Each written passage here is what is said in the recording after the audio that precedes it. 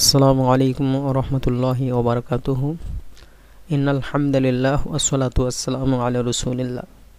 সমস্ত প্রশংসা আল্লাহ সুবহানাহু ওয়া তাআলার জন্য, যিনি আমাদের সবাইকে এই পবিত্র কুরআনুল কারীমের তরজমা করা ও শোনার তৌফিক দান করেছেন। আলহামদুলিল্লাহ।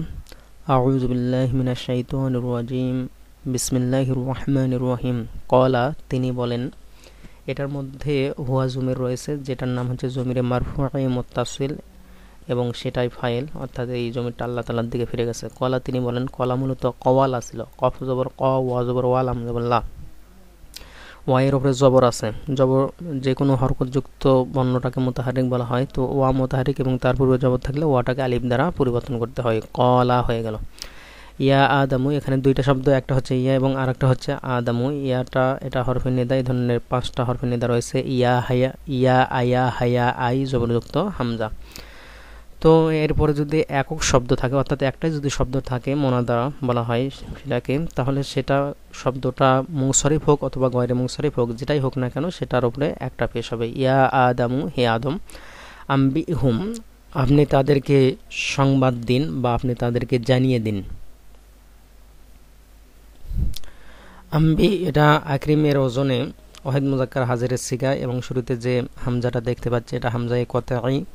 কারণ আমরা জানি যে বাবে ইফআলিল ফেলের মাজির শুরুতে যে হামজা থাকে সেটাও হামজায়ে কতঈ, আমরের শুরুতে যে হামজা থাকে সেটাও হামজায়ে কতঈ, আর হামজা কতঈ মানে সেটা সব সময় উচ্চারিত হবে, অর্থাৎ মাঝে আসুক অথবা শুরুতে আসুক। কিন্তু হামজা অসল যদি হতো তাহলে শুরুতে আসলে শুধুমাত্র উচ্চারিত হয়, আর মাঝখানে আসলে আর উচ্চারিত হয় না।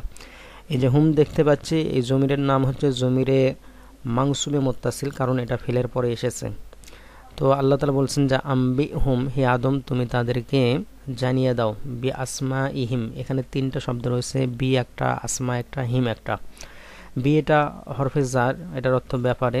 আসমা ই এটা আসলে ইসমনের বহুবচন, আসমা ই অর্থ হচ্ছে নামসমূহ, আর হিম মানে এইগুলোর। অর্থাৎ জমির একটা জিনিস জেনে রাখেন, জমির কখনো কখনো ইসমে ইশারা এর অর্থ দিয়ে থাকে। তো আল্লাহ সুবহানাহু ওয়া তাআলা তিনি বলছেন যে এইগুলোর নাম সম্পর্কে হে আদম তুমি তাদেরকে জানিয়ে দাও। তো আসলে এই শব্দটা হুম ছিল, এর আগের বর্ণে যদি ইয়া সাকিন থাকে অথবা জের থাকে, এই দুই কারণের হুমটা হিম হয়ে যায়, যেটা এখানে হয়ে গেছে জের থাকার কারণে। এরপর আল্লাহ সুবহানাহু ওয়া তাআলা তিনি বলছেন যে ফালাম্মা, অতঃপর যখন, আম্বা আহুম, এখানে 2টা শব্দ, একটা হচ্ছে আম্বা আয় আর একটা হচ্ছে হুম। এই হুম এই জমির নাম জমিরে মাংসুবে মুত্তাসিল, কারণ এটা ফেলের পরে এসেছে, এবং আম্বা আয় এটা হচ্ছে ওয়াহিদ মুজাক্কার গায়েবের সিগা বাবে ইফআল থেকে ফেলে মাজি, এবং শুরুতে যে হামজাটা আছে এটা হামজায়ে কতঈ। আমি কিছুক্ষণ আগে বললাম যে এটাও বাবে ইফআল এবং এটাও বাবে ইফআল, এটা আমরের শব্দ এবং এটা হচ্ছে মাজির শব্দ। মাজিতে অবশ্যই বাবে ইফআলের এটা হামজায়ে কতঈ থাকবে এবং সেটা উচ্চারিত হবে। তো ফালাম্মা, অতঃপর যখন, আম্বা আহুম, আদম আলাইহিস সালাম তিনি যখন তাদেরকে সংবাদ দিলেন বা তাদেরকে জানালেন, বি আসমা ইহিম, এখানে 3টা শব্দ যেমনটা এখানে আছে। বি একটা, বি হরফে জার, এটা যে কোনো এসএম এর শুরুতে বসে শেষে জেদ দেয়, এই যে হামজাতে জেদ দিয়েছে, এবং হিম এটা জমির, জমিরে মাজরুরে মুত্তাসিল, কারণ এসএম এর পরে কোনো জমির আসলে তাহলে সেটা জমিরে মাজরুরে মুত্তাসিল হয়। এবং এই শব্দটা যে এসএম, এর একটা আলামত রয়েছে, যে কোনো শব্দের শুরুতে হরফে জার যদি থাকে তাহলে এই হরফে জারের পরে শব্দটা সবসময়ের জন্যই এসএম হয়ে থাকে।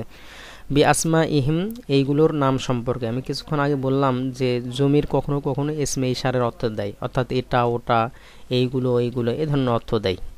তো ফালাম্মা আম্বা আহম বি আসমা ইহিম, অতঃপর যখন আদম আলাইহিস সালাম তাদেরকে অর্থাৎ ফেরেশতাদেরকে তাদের এইগুলোর নাম সম্পর্কে, অর্থাৎ বিভিন্ন বস্তু প্রাণী এগুলোর নাম সম্পর্কে যখন জানালেন, কলা, তখন আল্লাহ তাআলা বললেন, কলা এটা কওয়ালা ছিল, যেমনটা এই যে এখানে আমি তালিল করে বলেছি। আলাম আকুল, এখানে আসলে 2টা শব্দ, আয় একটা, এটাকে হামজায়ে ইস্তেফহামিয়া বলা হয়, অর্থাৎ প্রশ্নবোধক। এটার অর্থ কি? লাম আকুল, আমি কি বলিনি। এখানে আকুল শব্দটা এটা এই যে কলা যে এরকম ওয়াহিদ মুজাক্কার গায়েবের সিগা বাবে নাসরা ইয়াংসুরু এরকম, এটাও ফেলে মোজারের সিগা, তবে ওয়াহিদ মুতাকাল্লিম। আমরা জানি যে ফেলে মোজার ওয়াহিদ মুতাকাল্লিমের শুরুতে অবশ্যই একটা হামজা থাকবে, এবং এই হামজাটাকে হামজায়ে কতঈ বলা হয়। হামজায়ে কতঈ মানে যেটা সবসময়ের জন্য উচ্চারিত হবে। তাহলে আমরা বেশ কয়েকটা পেয়ে গেলাম। এই যে এখানে হামজায়ে কতঈ মানে উচ্চারণ হবে, এখানেও হামজায়ে কতঈ উচ্চারিত হবে, এখানে হামজায়ে কতঈ এটা উচ্চারিত হবে। এখানে নেমটা আমি আরও পরিষ্কার করে বলে দিচ্ছি, যে কোনো বাব থেকে, বাবে নাসরা হোক, জরাবা হোক, সামিয়া হোক, ফাতাহা হোক, ইফাল হোক, তাফিল হোক, ইস্তিফাল হোক, ইনফিয়াল হোক, যে কোনো বাবের ফেলে মোজারের ওয়াহিদ মুতাকাল্লিমের শুরুতে যে হামজাটা থাকে সেই হামজাটা হামজায়ে কতঈ তথা সবসময়ের জন্য উচ্চারিত হবে।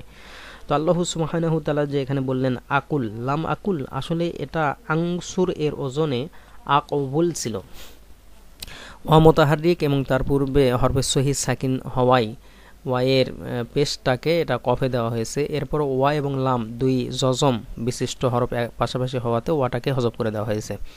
আলাম আকুল, আমি কি বলিনি, লাকুম, তোমাদেরকে। আসলে আমি বলে থাকি যে আল কৌলু মাসদার, এটার মাসদার আল কৌলু, এটারও মাসদার আল কৌলু, এবং এই যে কলা আছে এটারও মাসদার আল কৌলু, অর্থাৎ বাবে নাসনা ইংসুরু এর আল কৌল মাসদার থেকে এই শব্দগুলো গঠন করা হয়েছে। তো আল কৌলু মাসদার থেকে যতগুলো শব্দ গঠিত হবে, ফেল গঠিত হবে, এই ফেল দ্বারা যাকে কোনো কিছু বলা হবে তার আগে একটা লাম হরফে জার অতিরিক্ত থাকে। আলাম আকুল, আমি কি বলিনি, লাকুম, তোমাদেরকে। যেহেতু এটা কুম জমিরটা হরফে জারের পরে এসেছে, অর্থাৎ এটার নাম হচ্ছে জমিরে মাজরুরের মুত্তাসিল, নামটা এটা হরফে জার। লাম হরফে জার এটা দুইভাবে পড়া যায়, জবর দিয়েও পড়া যায় এবং জেদ দিয়েও পড়া যায়। যদি ইয়া মুতাকাল্লিম বর্তিত যে কোনো জমিরের শুরুতে আসে তাহলে এটা জবরযুক্ত হয়, এবং অন্যান্য ইয়া মুতাকাল্লিম সহ অন্যান্য যে কোনো শব্দের শুরুতে আসলে এটা জেরযুক্ত হয়ে থাকে। তো আল্লাহ তাআলা বলছেন, কল, আল্লাহ তাআলা বললেন যে আলাম আকুল্লাকুম, আমি কি তোমাদেরকে বলিনি, ইন্নি, অবশ্যই আমি, আলামু, জানি। ইন্নি এটা দুইটা শব্দ, একটা হচ্ছে ইন্না আর একটা হচ্ছে ইয়া মুতাকাল্লিম। তো ইন্না এটা হরফে মুসাব্বাবিল ফেল, এই ধরনের 6টা হরফে মুসাব্বাবিল ফেল রয়েছে, ইন্না, আন্না, কান্না, লাকিন্না, লাআল্লা, লাইতা। এবং ইয়ায়ে মুতাকাল্লিম এবং এই এটা জমিরের নাম হচ্ছে জমিরে মাংসুয়ে মুত্তাসিল। জমিরে মাংসুয়ে মুত্তাসিল দুই জায়গায় হয়, একটা হচ্ছে ফেলের পরে যদি আসে, এই যে এখানে হুম এসেছে ফেলের পরে, এই যে এখানে এসেছে ফেলের পরে হুম জমির এসেছে, এরপরে একটা ফেলের পরে যদি আসে তাহলে জমিরে মাংসুয়ে মুত্তাসিল হয়। আবার যদি হরফে মুসাব্বাবিল ফেলের পরেও যদি আসে তাহলে সেটার নাম হচ্ছে জমিরে মাংসুবে মুত্তাসিল। তবে একটা নিয়ম এখানে আবারও আমি বলে দিচ্ছি যে ইয়া মুতাকাল্লিমের আগের বর্ণ সব সময়ের জন্যই জেরযুক্ত হয়, ইয়া মুতাকাল্লিমের আগের বর্ণে সব সময়ের জন্যই জেরযুক্ত হয়ে থাকে। তা আসলে ইয়া মানে এখানে আমাকে অর্থ হওয়া উচিত ছিল, এটা যদি ফেলের পরে যদি আসতো তাহলে আমাকে অর্থ হতো, কিন্তু যখন এটা হরফে মুসাব্বাবিল ফেলের পরে আসে তখন আমাকে অর্থ না হয়ে সরাসরি অর্থ হবে আমি, অর্থাৎ আনা অর্থে। ইন্নি, অবশ্যই আমি, আলামু, জানি, এটা ওয়াহিদ মুতাকাল্লিমের সিগা। আলিমা ইয়া আলামু বা ইসলামিয়া ইয়াসমাউ এর আল ইলমু মাসদার থেকে। আর আমি কিছুক্ষণ আগেই বললাম যে যে কোনো বাব থেকে যদি ফেল গঠন করা হয়, সেটা যদি ফেলে মোজার ওয়াহিদ মুতাকাল্লিমের সিগা হয় তাহলে শুরুতে আলিফ থাকবে, আলিফ বলতে হামজা থাকবে, এবং এই হামজাটা হামজায়ে কতঈ হবে, অর্থাৎ সবসময়ের জন্য উচ্চারিত হবে, যেটা এখানেও হয়েছে, এই যে এখানে হয়েছে। ঠিক আছে, ইন্নী আ'লামু, অবশ্যই আমি জানি, গায়বাস সামাওয়াতি ওয়াল আরদি, আসমান সমূহের, এবং ওয়া মানে এবং, আরদ মানে হচ্ছে জমিন, তাহলে আসমান সমূহ এবং জমিনের গায়েবটা জানি। আমি একটা সহজ নিয়ম বলে থাকি যে যে কোনো হাজরের সিগা হোক অথবা মোতাকাল্লিমের সিগা হোক, হাজরের বলতে 6টা সিগা এবং মোতাকাল্লিমের 2 সিগা, এই 6 আর 2 8টা সিগার পরে কোনো যদি শব্দ আসে তাহলে সেটা মাফুলে বিহি হিসেবে জবরযুক্ত হয়ে থাকে, যেমনটা এখানে এই যে বা এর ওপরে দেখতে পাচ্ছেন। আসলে গয়বা শব্দটা এটা মুজাফ, শুরুতে আলিফ লাম নেই এবং শেষে তানবিন নেই, জবর কিন্তু একটা দেওয়া আছে। আর মুজাফ যেখানে থাকবে সেখানে মুজাফে ইলাই অবশ্যই থাকবে, আর মুজাফে ইলাই সবসময়ের জন্য জেরযুক্ত হয়ে থাকে, যেটা এখানে আপনি দেখতে পাচ্ছেন। আর ওয়াটা এটা হরফে আতফ, এই ধরনের 10টা হরফে আতফ রয়েছে, ওয়াফা সুম্মা হাত্তা আও ইম্মা আমলা বাল্লাকিন। তো হরফে আতফ যেখানে থাকে সেখানে দুটো জিনিস থাকবে, একটা হচ্ছে মাআতুফে আলাই, যেটা ডান পাশে বা আগে থাকবে, এবং আরেকটা মাআতুফ থাকবে যেটা পরে থাকবে। এখানে যদিও পাশাপাশি আছে কিন্তু অনেক সময় এটা পাশাপাশি থাকে না, একটু দূরেও থাকে। তো মাআতুফে আলাই যেই হরকত যুক্ত হবে, অর্থাৎ জের জবর পেশ, এই তিনটার যেটা যুক্ত হবে এই মাতুফটা সেটাও একই রকমই হয়ে থাকে। তো এখানে আপনারা দেখতেই পাচ্ছেন যে মাতুফ আলাই এটা জের যুক্ত হয়েছে, এই জন্য মাতুফটাও দেখেন এই যে দোয়াদে জের যুক্ত হয়েছে। এখানে আরও কিছু নিয়ম রয়েছে, এখানে গায়বাস সামাওয়াতি, এখানে লাম উচ্চারণ হয়নি কারণ সিনটা এটা হরফে শামসি, এই জন্যে হরফে শামসি যুক্ত কোনো শব্দ যদি থাকে আসলে আলিফ লাম বাদ দিতে হবে, এটা কিন্তু অতিরিক্ত মূল বর্ণ সিন থেকে শুরু হয়েছে শব্দটা। তো এটা যেহেতু হরফে শামসি এর জন্যে এই লামটা উচ্চারিত হয়নি।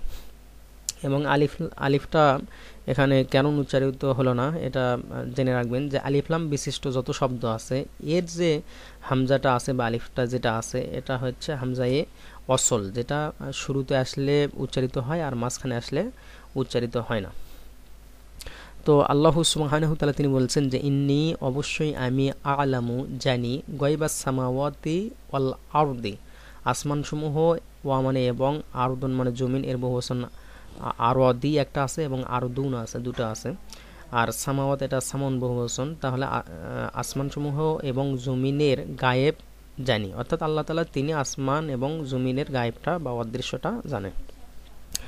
ওয়া এবং এটাও হরফে আতফ, যেমনটা এখানে রয়েছে আ'লামু, এটা আবারও ওয়াহিদ মুতাকাল্লিমের সিগা, এই জন্য দেখেন এই যে হামজাটা এটা উচ্চারিত হচ্ছে আ'লামু, এবং আমি জানি মা তুবদুনা, এখানে মাটা নফি নয়, এটা ইসমে মাউসুল, যা অর্থে মা তুবদুনা হু ছিল, যেহেতু আমরা জানি যে কোনো ইসমে মাউসুল যদি মাফুলে বিহি হয় তাহলে সেটাকে ওই জমিরটাকে হজব করে দেওয়া জায়েজ আছে, অর্থাৎ ওটা ডিলিট করে দেওয়া জায়েজ আছে। মা তুবদুনা এই শব্দটা আসলে তালিল করা আছে, আসলে এই শব্দটা ছিল তুবদিউনা, এটা বাবে ইফাল থেকে, আর বাবে ইফাল থেকে বলেই এই আলামত মুজারে যে তাটা রয়েছে তা এর উপরে কিন্তু পেশে দেওয়া আছে, এবং শব্দটা যদিও বা এখানে বোঝা যাচ্ছে না যে মারুফ না মাজহুল, মূলত এটা হচ্ছে মারুফের শব্দ। তা আল্লাহ তাআলা বলছেন যে মা তুবদুনা, যা তোমরা কি করো প্রকাশ করো, ওয়া মানে এবং, মা কুনতুম তাকতুমুন, যা তোমরা কি করো গোপন করো। আল কিতমান মাজদার থেকে বাবে নাসরা ইয়ানসুরু কাতামা ইয়াকতুমু।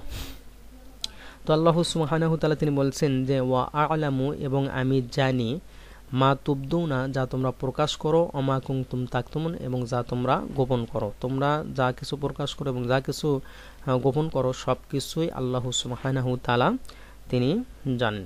এরপরে আল্লাহ সুবহানাহু তাআলা তিনি বলছেন যে এটা হতে পারে হরফে আতফ, হতে পারে ইস্তিনাফিয়া।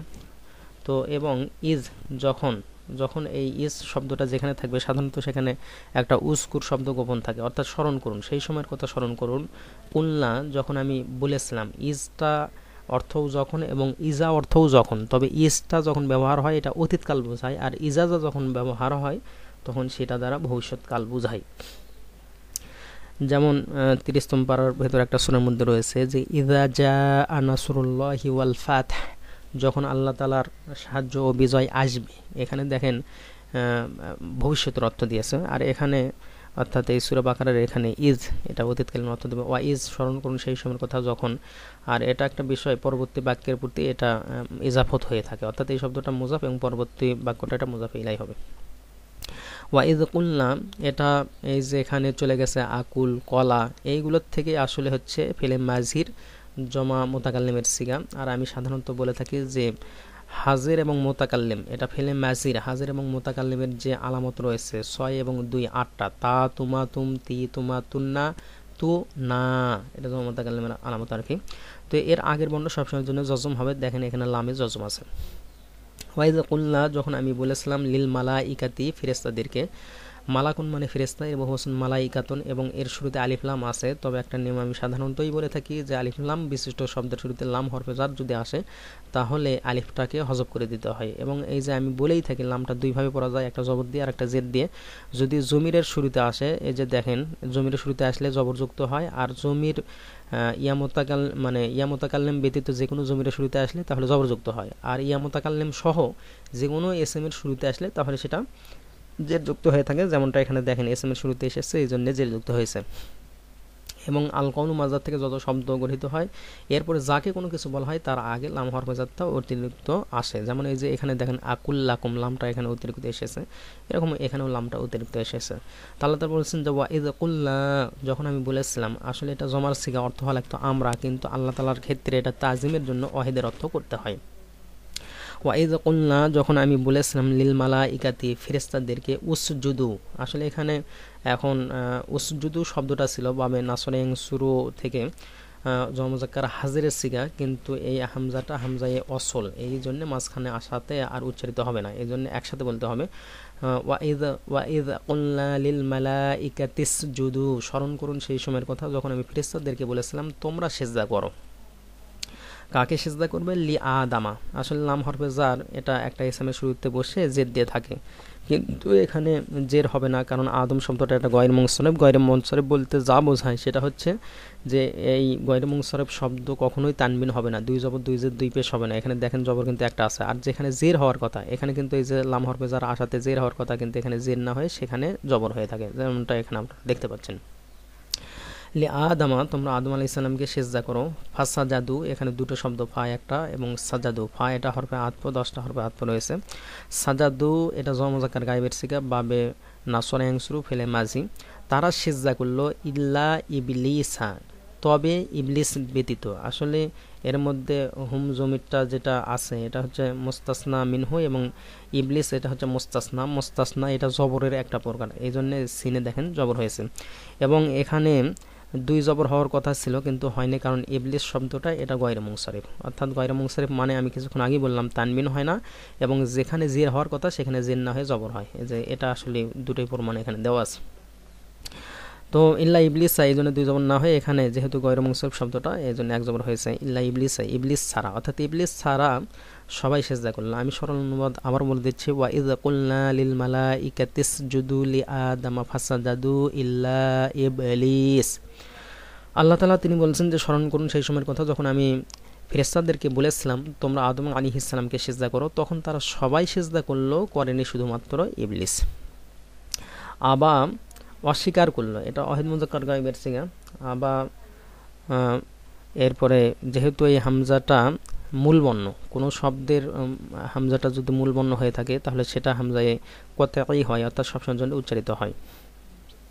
আবা সে অস্বীকার করলো। ওয়াস্তাকবারা এটা হচ্ছে ওয়াটা হরফে আতফ, এবং ইস্তাকবারা শব্দটা ছিল, কিন্তু এই হামজাটা উচ্চারিত হবে না, কারণ হামজায় এটা হচ্ছে অসল বাবে ইস্তেফাল থেকে, ইস্তেকবার মাজদার থেকে।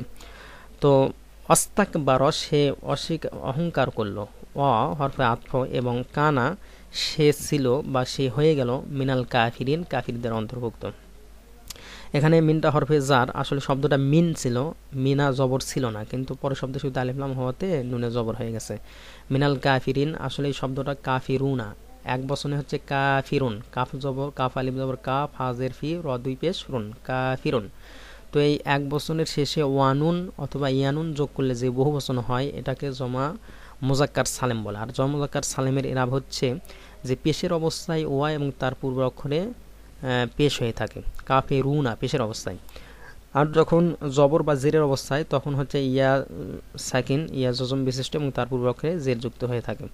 আর জমা মুযাক্কার সালেমের নুন থাকবে, এটা সব সময়ের জন্য জবরযুক্ত হয়, আর তাসনিয়ার নুন হলে সবসময়ের জন্য জের যুক্ত হতো। তা আল্লাহ তাআলা বলছেন যে ওয়াকানা মিনাল কাফিরিন, এবং ওই ইবলিস বা শয়তান সে কাফিরদের অন্তর্ভুক্ত ছিল। আমি আবার বলছি এখান থেকে, আবা ওয়াস্তাকবারা ওয়া কানা মিনাল কাফিরিন, সে অস্বীকার করলো এবং অহংকার প্রদর্শন করলো। ওয়া কানা মিনাল কাফিরিন, এবং সে অহংকারীদের বা সে কাফিরদের অন্তর্ভুক্ত ছিল। তো আল্লাহ সুবহানাহু ওয়া তাআলা তিনি আমাদের সবাইকে কোরআনটা সুন্দরভাবে অর্থ জেনে আমল করা, আল্লাহ এবং তার রাসূলের আনুগত্য করার তৌফিক দান করুন। এই কথা বলেই আমি আমার কথা এখানে শেষ করছি। আসসালামু আলাইকুম ওয়া রাহমাতুল্লাহি ওয়া বারাকাতুহু।